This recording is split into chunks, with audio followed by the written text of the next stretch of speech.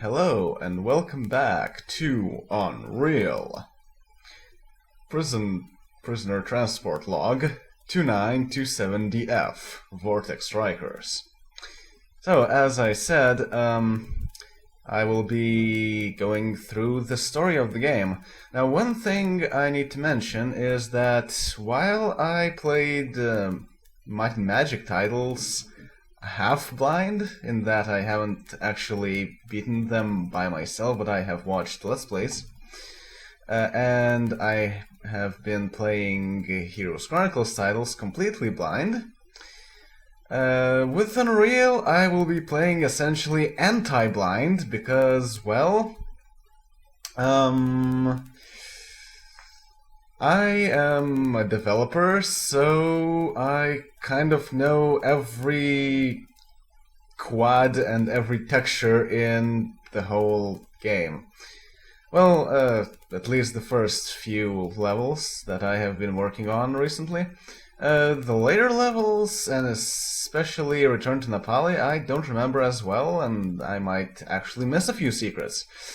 But other than that, oh yeah, and I don't really remember the plot so well, because of how it's made in this game.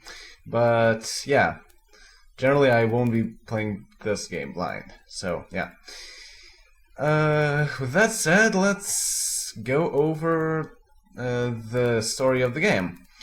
And now, one thing to note is that since Unreal was released back in the times when manuals were actually important, hint hint, that's why we'll be going through the manual here. And I have it open right now on Linux now. And yeah, one more thing I want to mention after I watched how the first recording went out. There's a bit of static noise, and that's basically because I cannot edit it, since Fraps automatically merges the sound with the video, and so it makes it very difficult to edit anything. But hey, now I'm recording this little segment on Linux, so you don't get to hear static noise, yay! Okay, so let's go over this story here. How should I read this? Well, I guess just normally. This is the best part, the anticipation. Slowly, laboriously, but insistently, you ascend towards the boundless turquoise sky. As the struggling coaster reaches the peak of the hill, you raise your hands above your head in defiance of your frantically pounding heart. Time and the entire world stand still for a moment. And then, whoosh! Toward the ground you plummet, the sky you faced a moment ago, now at your back. The coaster trembles as it races downward, and the air fills with the delighted screams of those around you. You close your eyes and drink in the feeling of pure, rapturous freedom that engulfs you. One note here, that was a dream. About riding a roller coaster, apparently. Crash! Your eyes snap open as you are pitched violently from your bed onto the cold metal floor of your cell. The ship is trembling, and the air is filled with screams and shouts of the prisoners in the cell around you.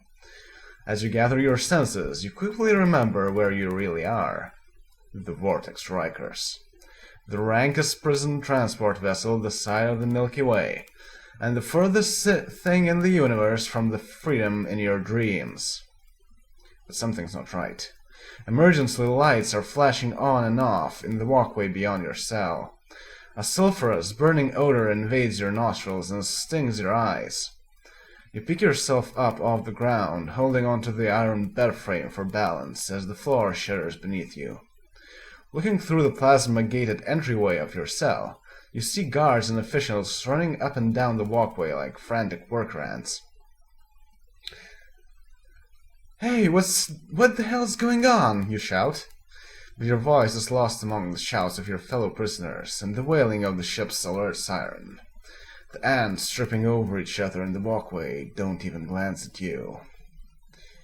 You know from experience that trying to break through the plasma gate will only result in frustration and a nasty headache. If this bucket is going down, I'm not going to die like a caged rat in the stinging cell, you tell yourself. I've got to get to the emergency shell. Just then, the cell block's head guard pauses outside of your cell to scrawl something in his ever-present logbook. Hey Ash, what the hell's going on? What do you think's going on, genius? We're going down! Now shut your yap and strap yourself in. Are you insane? Turn off the gates! Let us get to the shuttle! Ash's smirk and amused snort before he walks away fill you with almost enough rage to burst right through the plasma gate and tear his head off. Ash! Ash, open the damn gates! Don't leave us in here! Wait a minute! Open the friggin' gates, you son of a... A tremendous jolt rocks the ship and sends you hurtling across the cell into the rear wall. You feel the sickening introduction of bone to iron, and then nothing at all. Later, perhaps hours, perhaps days, you wake up. Your body is battered and dehydrated, but somehow you have survived the crash. The plasma gate is disabled. Beyond the entryway of your cell, freedom beckons. But where are you? Has anyone else survived? And what awaits you beyond the confines of the crumpled Rikers? There's only one way to find out, you say to yourself. Slowly, laboriously, but insistently, you emerge from your cell. And yes, so that is pretty much all the story we have up to now, up to the start of the game. So yes, you are playing as Prisoner 849, a mysterious fellow. Pretty much nothing is known about this person, actually. Even the gender is not known, but we'll get to that a little bit later. And yeah, like I said, you have no idea why the person is a prisoner, and if he actually committed some crimes or not, and things like that. So yeah, not much to say here. Okay, so let's go over a few more interesting things in the manual. First of all, some very nice graphics here. This is the translator. Thank God Kobe was able to repair the translator. Without it, we wouldn't have a chance. Yeah, pretty much. So, game objectives. Your primary objective in Unreal is to discover how to get off this hostile, deadly world. In order to do this, the first thing you'll need to concern yourself with is how to keep your already battered body in one piece. Failure to achieve this objective will render any secondary objectives somewhat irrelevant. Beyond that, it is up to you to uncover the secrets of the planet that fate has capriciously deposited you on. Several universal translators were stowed aboard the Rikers, and carried by many of the guards. Finding a translator is vital to your survival. The translator can analyze and interpret many of the objects, devices, and inscriptions on the planet. It will frequently reveal valuable information and help you figure out many of the planet's mysteries. Yeah, actually there aren't several universal translators, but there is only one, actually. But it's like impossible to miss, unless you try to do so deliberately. And translators are very important, because without them you basically cannot read anything. And the whole story of the game is built from essentially logs of people and other writings on the walls. So if you don't have a translator, you won't even get to see the whole storyline of the game. Of course, in co-op games, that's not very important. You normally don't even read the translator messages anyway. Okay, so this here. Franco tried to go toe-to-toe with this thing. At least he died quickly. Yeah, we won't actually be seeing this fellow. It's a beta skin of the Brute. It was called Big Man back then, I believe. But we will be seeing this guy with a different skin. Okay, let's see. What else is interesting here? Potential allies? Why, yes, that is true. The Nalli are somewhat friendly to the player. Not sure why. Perhaps because the player doesn't go around shooting every Nalli he sees. But yeah. What else? Nalli Healing Fruit seems to have healing powers. Indeed. ASMD. Dobbs is trying to figure out combo attack. Yep, ASMD is essentially the precursor to the shock rifle. And yes, even from the first game there is a shock combo. Alright, lost jump boots when Raid was killed, unable to access many locales now. Yeah, the jump boots allow you to jump higher, as the name implies. But they're sort of rare and sort of not very useful. So, yeah. Yeah, you can push things. That's an interesting thing that Unreal 1 has. Using the mouse, and why you should! Yeah, I don't think at this point anyone is using anything else, except for perhaps a gamepad. Okay, and so let's go through the weapon database. You can refer back to this place later on when we get to those weapons. So if you really don't like spoilers, you can skip this, but yeah, I'll just read through this. So weapons. The first weapon is the Dispersion Pistol. This is the standard issue weapon of the guards aboard the Vortex Strikers. While not particularly powerful in its standard configuration, this gun becomes a virtual death cannon when supercharged with power-ups. The Dispersion Pistol automatically regenerates its infinite ammo supply, so you will never be defenseless with this weapon in your arsenal. Primary fire, initially low power, high illumination energy projectile, can be used for lighting up dark areas. Very disruptive when supercharged with power-ups. Secondary fire, projectile energy is charged up to 500% as the fire button is held down. Yeah, the Dispersion Pistol is pretty horrible as a weapon. But the secondary fire is pretty much the only saving thing of this weapon. When you charge it, the blast makes, well,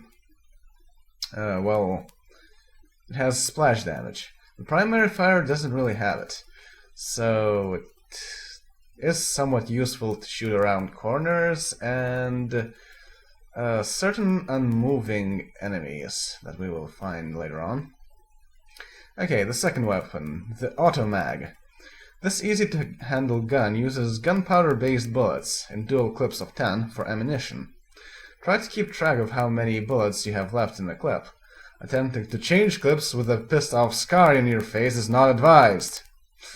Primary fire, traditional carriage, accurate, slow. Secondary fire, gangsta-style sideways carriage, less accurate, much faster rate of fire. Yeah, the Automag is a little bit more deadly than the Dispersion Pistol, and the main use of this weapon is the primary fire. Like it says, it's accurate. And it's not just accurate, it's pinpoint accurate. It will shoot exactly where you're pointing at. It's essentially a mini sniper. The only thing it doesn't have is the zoom option. And the secondary fire is pretty much useless unless there is someone immediately in front of you, and even then there are better weapons for that. So it's better not to waste your ammo. Okay, the third one is the Stinger. Proving that hostility is the mother of invention, the Stinger is actually a tritium mining tool converted to a deadly weapon. In primary fire mode, this weapon demands a relatively high degree of marksmanship, but the wider projectile spread of the secondary fire mode requires considerably less precision. Primary fire, fast narrow stream of tritium shards. Secondary fire, spurt of 5 shards at once, slow reload. The Stinger, in my opinion, is the most useless weapon in the whole game. Well, aside from the dispersion pistol, I guess. Because, like it says, it demands a relatively high degree of marksmanship. The projectiles are rather slow, and pretty much every enemy in the game can just sidestep them. So you will never hit them. And once you do hit them, you will already have wasted pretty much all of your ammo. So yeah, not a very good weapon. The secondary fire is quite good until you get some more weapons, but other than that, yeah, not very useful as a weapon. ASMD. If the compressed energy in the core of this weapon was released all at once, the resulting force would be enough to bring down a large building. The comparatively small energy bursts released with each squeeze of the ASMD's trigger are still more than enough to put a world of hurt on most targets. Primary fire, lightning fast burst of focused energy. Secondary fire, unstable energy projectile, expands radially. Rumors of a combination attack persist. So yes, that's again the precursor to the shock rifle in Unreal Tournament games. And it's probably one of the best weapons in the whole game. The fact that, as it says, lightning fast burst of focused energy, it's a hit scan weapon, and hit scan weapons are extremely good against pretty much any targets you can ever find. The only downside of this weapon is that finding ammo can be somewhat difficult. But other than that, it's an extremely good weapon. Okay, next up, the 8-ball launcher. Weapon of choice for the demolitionist at heart. The 8-ball launcher fires both rockets and grenades, singly or up to 6 at once. Rockets explode on contact, while grenades explode 2 to 3 seconds after they are launched. Center your aim on your target to initiate the 8-ball launcher's heat-seeking lock. Primary fire, rocket launcher. Hold down fire button to load multiple rockets. To fire rockets in a tight circle, press both primary fire and secondary fire simultaneously, and release the primary fire button as rockets are loading. Secondary fire, grenade launcher. Hold down fire button to load multiple grenades. The 8-ball launcher is essentially extremely versatile weapon. You can fire 1 rocket, you can fire 1 grenade, you can fire 6 rockets or anything in between of that. You can fire 6 grenades or anything in between of that. You can fire them in line formation or in a circle formation, and you can even lock onto your enemies. So it's very versatile, but since it's essentially the rocket launcher of this game, the rockets don't move very fast, so you're bound to miss very often. Even heat-seeking rockets don't do a whole lot, unfortunately. But it is very useful for taking down unmoving targets or slow targets. Okay, next up is the Flak Cannon. The somewhat cumbersome Flak Cannon uses jagged shards of metal for ammunition.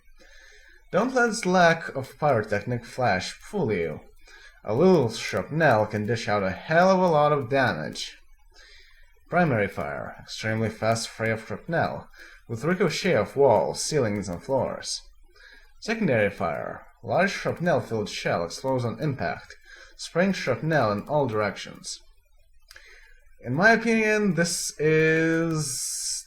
well, I guess this is my favorite weapon of the game. The Flak Cannon is extremely deadly from close quarters. And the secondary fire allows it to be extremely deadly even from middle range. So, yeah, it's an extremely good weapon. The only downside of it is that it cannot be used from a long distance, but then you have a lot of other weapons that you can use for that combination. So, let's see. Razorjack. This Scar weapon fires large, spinning, serrated blades capable of slicing through all but the toughest materials. The blades can alter their pitch and roll in accordance with transmitted motion signals from the Razorjack, giving them limited guidance. Primary fire. Single blades that ricochet off walls, ceilings, and floors. Secondary fire. Skilled users can employ English to alter the trajectory of blades after they leave the weapon. Yeah, the Razorjack is an interesting weapon. Like it says, the blades tend to ricochet off walls. Now, what that translates to is essentially that if you are in a room with 4 walls, and there's an enemy in that room, this Razorjack with the primary fire can be extremely deadly, but to both. You can also headshot enemies and yourself with Razorjack. So, yeah, it's an interesting weapon. Can be very deadly to the user itself as well. The secondary fire makes it more safe to use for the user, and more deadly to the enemy, I guess. But going to the secondary fire mode requires quite a bit of time, so yeah. Still, it's probably better to use the secondary fire most of the time. Okay, next up is the GES Biorifle. A testament to creative recycling, this weapon uses volatile teridium waste for ammunition. The highly unstable nature of this waste makes the GES Biorifle more powerful than its teridium-using cousin, the Stinger. Primary fire. Teridium sludge projectiles explode in contact with living tissue, and adhere to most other surfaces for a short time before exploding.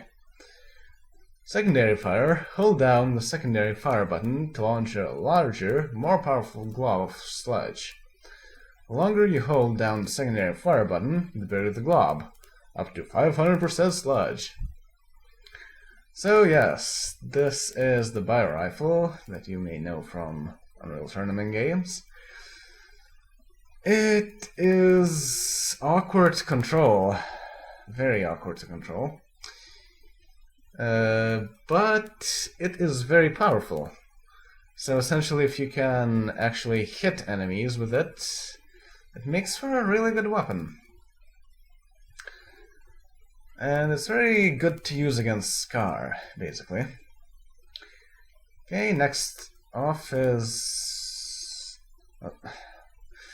yeah, that's a mistake. It's supposed to be not the assault rifle, but the sniper rifle, actually. Because it's really not an assault rifle, that's for sure. Commonly referred to as the pocket howitzer, this 5-foot-long blaster packs an incredible wallop. Formerly used as a hunting rifle in the farthest reaches of the galaxy, it was useful for taking down the biggest game. Primary fire, long range, very powerful, accurate. Secondary fire, triple burst of slugs, less accurate, best used in close quarters. No, the secondary fire is a zoom. This secondary fire mentioned here is actually left over from the beta version of the game, just like the skin of that brood that you saw earlier. So yeah, it's basically a sniper rifle. You can zoom in and you can fire very accurately. and actually it is useful in midfield combat. It's actually quite fast. It was slowed down a lot in later games. So it's useful, but again, the biggest issue with this weapon is the fact that there aren't a lot of ammo packs for it in the game. And finally, the minigun. Like the automag, the minigun uses gunpowder-based bullets for ammo. However, it has a much faster rate of fire and a much greater ammo capacity. Primary fire, steady stream of bullets, fast, accurate. Secondary fire, more rapid but less accurate stream of bullets.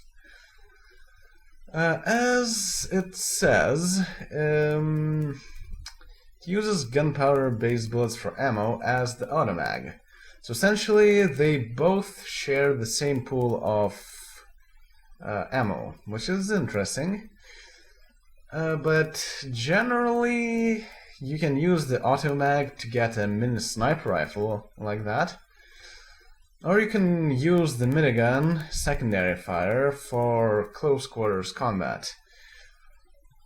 And the primary fire of the minigun is kind of wasteful and not very accurate, although probably from middle combat it is probably somewhat useful. The only thing that I don't like about the minigun is that it really wastes your ammo. The primary fire shoots in increments of 5, essentially. If you stop shooting somewhere in between, say you have fired 2 bullets, well, that's too bad, it will still fire 3 more bullets. So it's really not very economical. The secondary fire is better in that it, I think, works in increments of 3. But yeah. Okay, let's go over the inventory items now. Something that you cannot use to shoot with, but you can carry them around and perhaps activate every now and then. Yeah, like it says, inventory items are carried with you and activated when you are ready to use them. Use the bracket keys on your keyboard to select an item visible on your inventory icon bar. Currently selected item is bound by a white box. Use the enter key to activate an item. Activated items are highlighted in red. Press the enter key a second time to deactivate an item. Universal Translator provides you with vital information, clues, and hints about the game. Whenever you encounter an item, the translator can analyze and interpret. A message will display on your screen, and your translator icon will begin to flash. Hit F2 to activate and read its analysis. Hit F2 to deactivate when you are done. Same thing with enter, like it says here. But F2 is a hotkey for the Universal Translator. I already mentioned that one earlier, so yeah. Amplifier dramatically increases the power of energy weapons, dispersion pistol and the SMD. Yeah, the amplifier, it's a quite rarely found inventory item, and it can really increase the power of a SMD and the dispersion pistol if you like that kind of thing. Especially it is what inspired the Instajib game type in Unreal Tournament games. Next up is the dampener. Dampens the sound emitted from your weapons, making it much easier to launch sneak attacks. The dampener is useless. Like, completely useless. Whenever you fire on someone, they will know automatically if it's AI controlled. So really, it's not useful at all. It can be useful in multiplayer games sometimes, but still, it works for a very limited time, and generally in the single player campaign, I think maybe you can find it once, perhaps in the whole game. But yeah, It's really a useless item. Flare provides temporary light in dark areas when lit and tossed on the ground. You cannot hold onto a lit flare. Use a flare to add temporary light to an area. Yeah, so essentially, flare is the poor man's flashlight. And it can light up a pretty large area, but it's static, so it's not very useful. Also, after a short while it explodes, dealing damage, so you could use it as an improvised mine, but the explosion radius is very small, so it's probably not a very good idea. Hey, next up is the flashlight. Use a flashlight when you need to carry your light source with you. Flashlights have limited battery life, however, so keep an eye on the power meter. Yeah, the flashlight is exactly what it says on the tin. It's a flashlight. And yes, as it says, keep an eye on the power meter. They will die eventually, after periods of long use. And when you take another flashlight, the battery will be refreshed automatically. Next up is the force field. Creates a temporary impenetrable barrier, useful for blocking entryways in narrow corridors, and for use as a protective shield. The force field is essentially like the dampener in that it's useless. Yeah. You can block entryways, but it blocks it from both sides. So neither you nor the opponent can shoot at each other, so really, not very useful. Although you can use it as a stepping stone to get to higher areas, but it lasts for a very short time. So generally you can just use it whenever you find it immediately and just watch the nice force field effect. That's all it's good for. Next up, invisibility. Makes you temporarily invisible, but remember, even the wind can be heard. Yeah, the invisibility is actually somewhat useful in the single-player campaign in that you can sneak past certain enemies. But even then, they can find you out if you move around too much. And generally there is no real reason to sneak past by anyone on the lower difficulties, at least. In the multiplayer, it's very useful. It's essentially an invisibility power-up. And like in later games, it gives you complete invisibility, and not just makes you into a shadow. So it's interesting like that. Gem boots. We have seen them earlier. Activating the boots enables you to jump much higher than normal. Once picked up, the boots only last for a short period of time, so take advantage of them while you can. Yeah, like it says, can be very useful in certain places, but only in the places that are designed to be used with the gem boots. Otherwise, not very useful, and they last for a very short while, even if you don't use them. So, yeah. There are also super gem boots that last for a very long while, but you can only find them in the last map of this game. So, yeah. Next up is the scuba gear. Gives you the ability to breathe while underwater. Yeah, exactly as it says here, you can breathe underwater for a short amount of time. Well, a medium amount of time, I would say. Because the scuba gear, it needs to be refreshed once every while. In the expansion pack, you have an auto-recharging scuba gear, so it's essentially infinite there. You just can't be underwater for an extremely long amount of time. Okay, next up is the searchlight. Functions like a flashlight, but has a nearly inexhaustible power supply. Yep, like it says here, it's essentially a super-powered flashlight. Its light is not as warm as the flashlights, but it has a very long-lasting battery, and essentially it lasts for pretty much half of the game. So yeah, very long-lasting. Nalli fruit seed. Plant one of these to grow a Nalli healing fruit. Once the plant grows to full size, it can give you a 29-unit health boost. If you eat the plant before it is fully grown, your health gain will be less substantial. So yes, in this game you can actually farm. The Nalli fruit seeds, I never really find them very useful because there's a lot of health everywhere, so yeah. And yeah, you can watch as it grows. It's pretty interesting animation there. And finally, the voice box. Creates a sound diversion to distract your enemies. Completely useless. In multiplayer games, it is perhaps somewhat useful to distract other human opponents, but it creates noise, it's nothing else.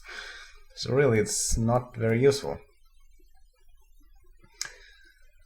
Okay, let's go over the pickup items. There are many items in this game, as you can see. Like inventory items, pickup items are activated or put into use as soon as you pick them up. For this reason, it is often wise to leave a pickup item on the ground and come back to pick it up when you need to use it. Indeed, it's better to wait until your pickup item is useful before touching it. So, bandages. These provide limited healing, plus 5 units of health, but do little to reverse the effect of major damage. Yeah, you will find them in a very limited amount in this game. And yeah, it gives you only 5 to health. It is essentially the precursor to the health vials in later games. Okay, next up is the Nalli healing fruit. This native plant has natural healing properties. When eaten, it can give you a 29-unit health boost. In multiplayer games, Nalli healing fruits regrow soon after they are picked. So yes, it's an interesting gimmick, actually. Some healing fruits give you more or less health. I believe there are some that give you 30 health and some that give you 25 when fully grown, and less when they're not fully grown.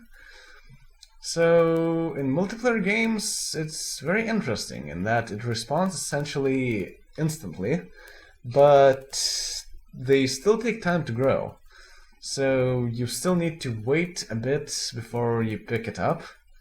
And time in multiplayer games are is a very important thing, so you can't really wait around for a while. So essentially you have a choice between picking it up immediately and getting a less health boost, or waiting around for it to grow to its full size. Unfortunately, nothing like that was included in later games. Too bad, really. Okay, next up is the Super Health.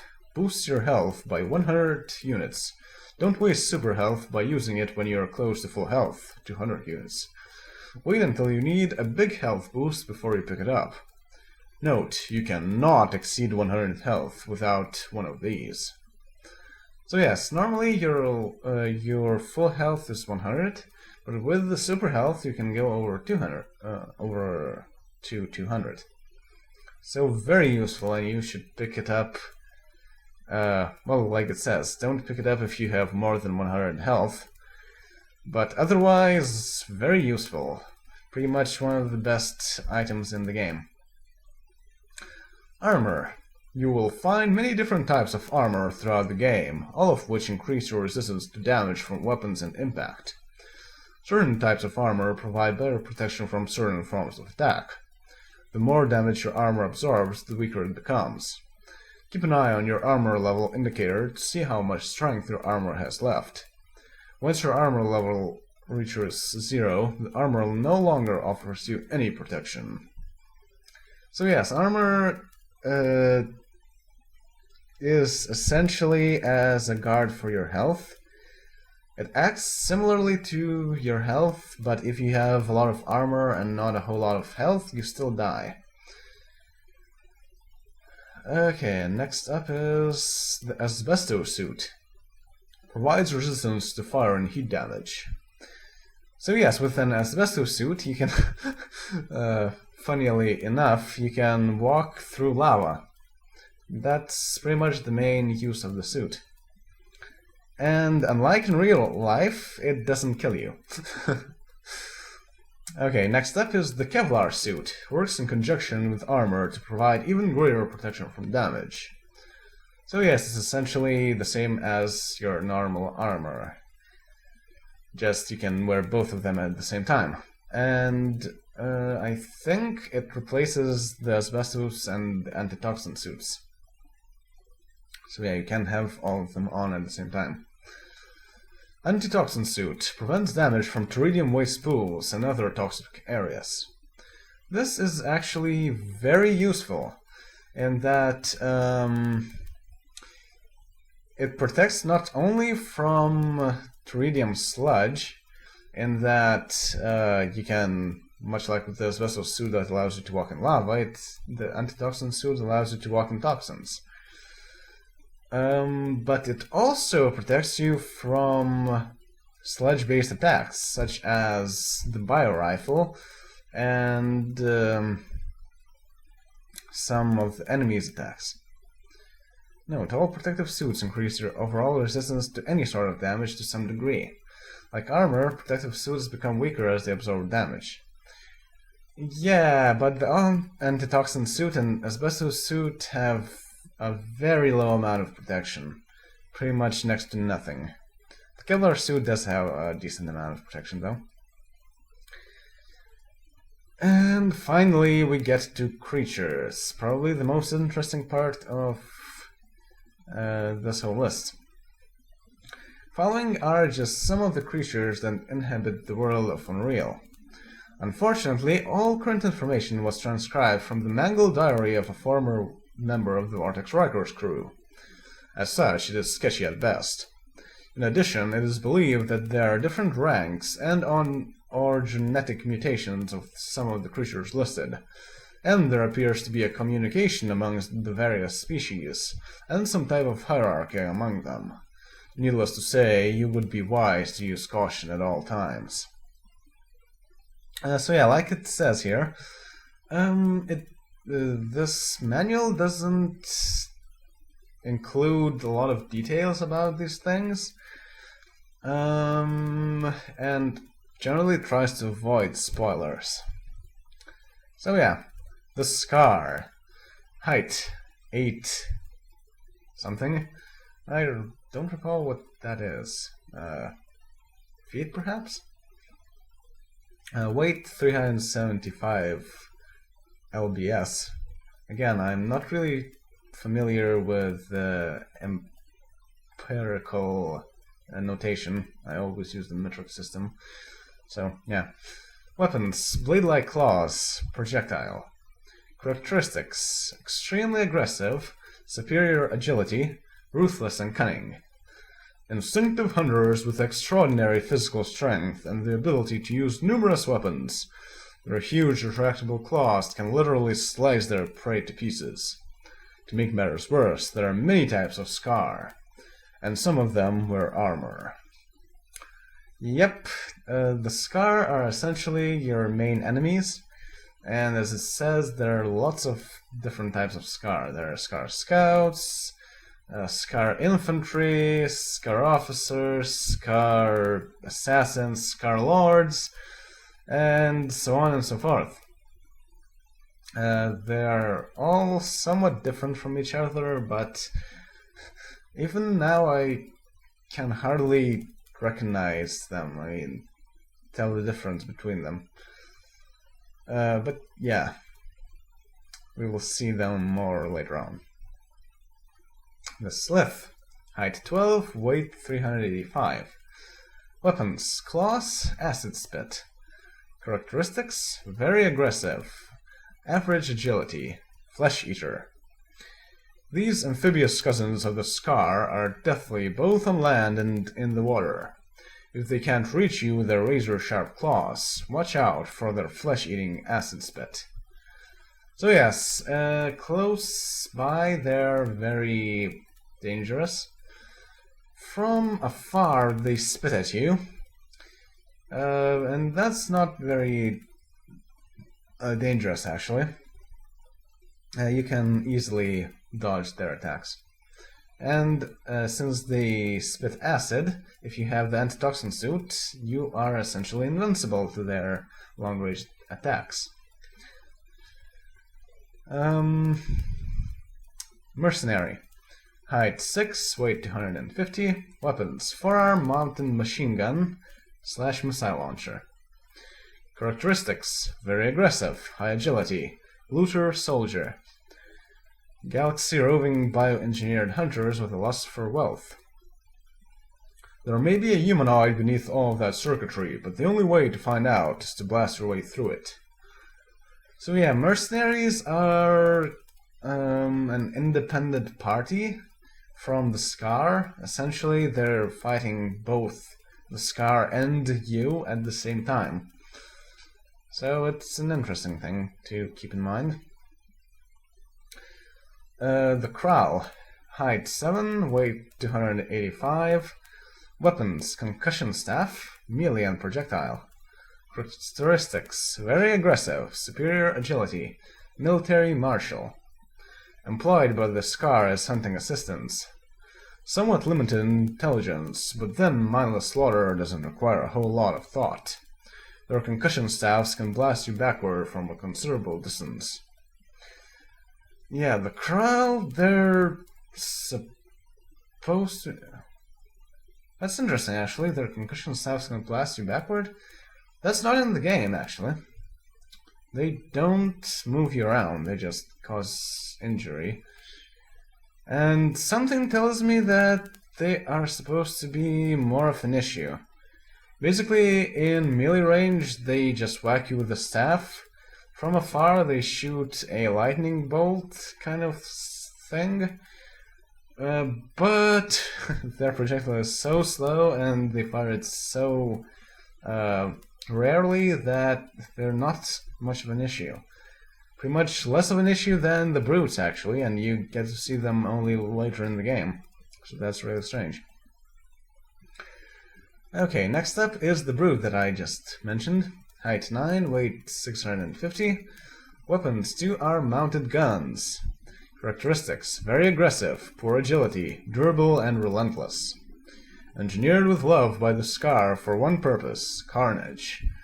Your best chance for survival against these massive killing machines is to take advantage of their poor agility. Yeah, they're early game enemies, basically. The lesser brutes and the normal brutes.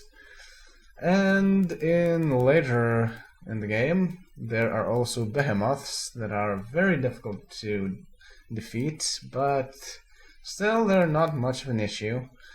Their guns can shoot rockets, and that can be quite a bit bad for you, but very easy to dodge anyway. They can also charge, which is somewhat intimidating, I should say. Next up, Titan. Height 30, weight 15 to 16 tons. Weapons: hurdle rocks, powerful arms. Characteristics: very aggressive, poor agility, extremely durable. The colossal Titan looks nothing short of unstoppable, and he's a little tougher than he looks. The wise will avoid him when possible. If avoidance is not an option, don't stand in one spot very long and stay out of his reach. Yeah, Titans are sort of, I should say, somewhat of mid-boss, perhaps. They act as full-fledged bosses in certain areas, and in certain other areas, they're like mid-bosses. So yeah, they're very dangerous, throw rocks at you, but they are very slow.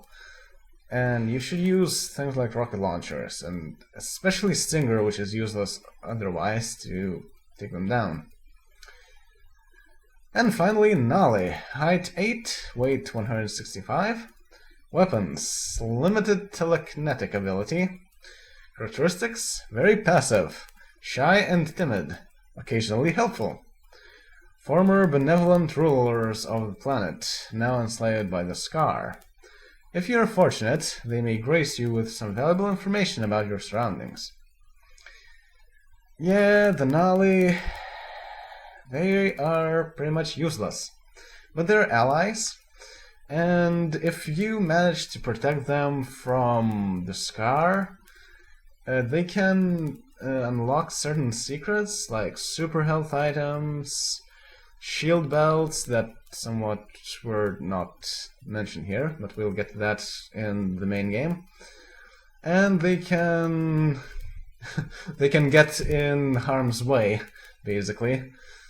If you manage to hurt a Nalli, even by accident, they will start to fear you and won't reveal you any secrets. If Nalli are killed by enemies, I think they won't be fearful, but they still won't reveal you any secrets. So yeah, they're annoying, but kind of useful sometimes, so avoid to shoot them. And yes, that is it. Wow, that took a long while, actually. So join me next time when we will actually start the main game. So, see you all later.